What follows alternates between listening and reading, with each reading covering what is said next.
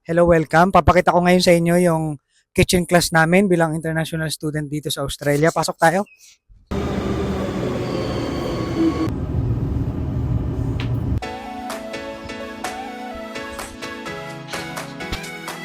Ayan. So, kitchen 1, meron din ibang kitchen doon, pero dito po yung klase namin.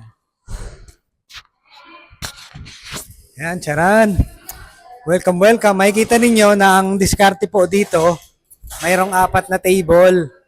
So, bawat table, pakita mo yung table, yan. Meron po mga naka-assign dito magluto. So, halimbawa ngayon, ang recipe na dapat lutuin namin 14. Pero dinidivide lang yan sa bawat grupo. Halimbawa, ito, 4 sa kanila, sa kabila, 3, sa kabila, 3, hanggang mabuo yung 14. Tapos, magpipicture na lang kami lahat sa luto ng bawat grupo. Parang kami na yung nagluto nun.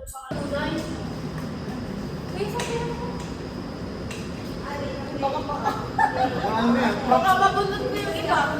Props na yan ng bukas. Yan, katulad nito, hindi po ako nagluto nito, pero papapicture lang, isasubmit, para ako na rin yung nagluto. Yan, ganun lang po kadali dito. Ito pala yung may gawa niyan, ito yung may gawa. So, ayan. Ito yung pinakamagaling na chef namin. At pag nagluluto, kanya-kanya picture-picture na lang. Mag-aral na kayo dito sa Australia. Lahat ng gusto mag-aral, dali lang guys. Ako hindi ako kusinero sa Pinas, pero dito na lang ako natuto.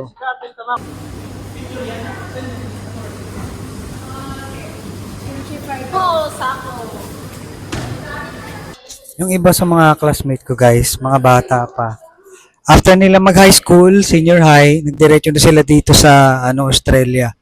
Katulad nito. Tulad niyan. Pati sino pa? Iba mga bata pa, hindi na sila nag-college sa Pinas kasi useless din naman. Kahit mag-college ka sa Pinas, di mo rin magagamit yan dito sa Australia. Tulad ako, graduate ako ng business course. Iba teacher, yung iba seaman. Saan yung seaman? Umalis sila, takot sa video. Pero, pagdating mo dito, wala rin, useless din, di mo rin magagamit yan. Kaya best option is, kung paano mo mag-abroad, huwag ka na mag-college sa Pinas, sayang pera lang yan. Si Jessica, maniniko pa. We also have foreign national classmates. Where are you from, bro? India. He is from India, but majority are Filipinos and Indians in our class. What is your name? Jiga. Iga. He's a very good man. I like this guy. So ganito lang yung galawan guys. Papapicture ka lang sa gawa ng iba. Ayan, para ikaw na may gawa nun. Galing, di ba?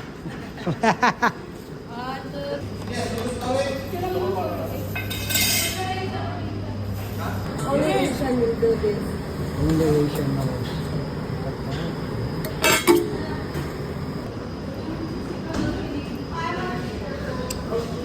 And the highlight for today's recipe is kimchi fried rice. Nalulutuin, walang iba, representing Cebu City, Philippines. Trisha Kulango. Come over guys.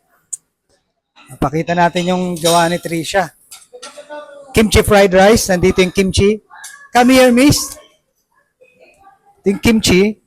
And ito po yung sinaing. Nilagyan po yan ng asin on top para siguradong luto. Ayan oh, grabe. Siyempre with egg. With egg. And ano ba to? Ham, garlic, onion. Yan. 4, 5, 6, 7, 8. Guys, picture! Kain tayo ng grapes! Nakalat! Minum ko sa asin yun eh. Okay. Purot na. Ay, nabibili. Napurot yung pagkaangas. O yan guys, so we finished cooking. Ito pala yung mga niluto nila. Makikita ninyo, ito ay isang, di ko alam, ano ba tawag dito? Suka ng pusa. Suka ng pusa. Yan, so pakita mo na lang yung mga niluto nila. May cookies tayo, meron tayong, ito parang, dumi ba ito ng aso? Sana sa bahay ka nilang gumawa. Sa bahay na lang. Ito gusto ko to, yan. Pwede na ito kainin, di ba? Tapos na lahat ng photos. Kinamay yan na yan. Ay, animal. So, yan. Tumita natin. Yan lang. Kaya mag-enroll na po kayo sa Australia. Wag lang sa PIA. Hi guys, we're here at PIA and I'm with my friends. This is Vienna, Via. Hindi ka naman English dati ah. With accent. Hey mate, how are you doing? I'm here with my friends. You can't. Uy. Sorry. Hello guys, welcome po sa PIA Kitchen Class. Nandito tayo ngayon sa aming kusina na maganda. Katatapos lang po namin na magluto. Interviewin po natin yung mga classmate natin na magagaling magluto. Ayan, sa una po si Bia. Hello Bia. Ano pong niluto ninyo ngayon? Wala po. Pakita mo yung masarap na niluto. Ito po ay... Lam siyang Wow! Ito naman po pala si Chef Vienna. Chef, what do you think of our kitchen class? What do you think of your students? Need to work more on presentation. Yep, that's right. That's true. Exactly, with a bit of more love and creativity. Watch some YouTube videos, Google, get ideas of presentation. You can buy some cheap books, maybe for $1, $2, that shows you all sort of presentation from the old bookshop. Oh, wow. So, Chef, who do you think is the most the most good student? I won't go in that point. I won't go in that point. Everyone is good. Some of you I can see with the walking and working style that they work in hospitality, easy to pick up. Some of you might not work in hospitality, easy to pick up as well. Because the way you work and do things, I can tell where you work, pretty much. I think the best student is Vienna. No, just kidding. Little Vienna Schnitzel. Pwede na yan, boy. Bakit pa nag-aral kayo sa Australia? para matutong magluto. Ano pong ginagawa niyo sa Pilipinas bago kayo nagpunta dito ng Australia? Nag-aaral po. Anong inaaral niyo?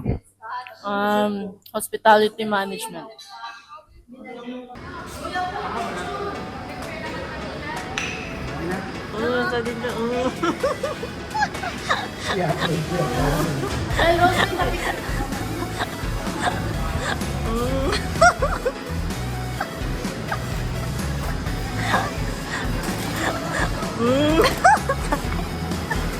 Pwede pa, be?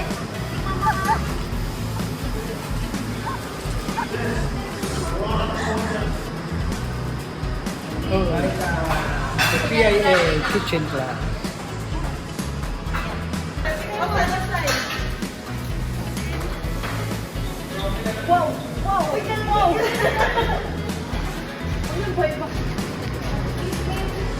Welcome to PIA kitchen class.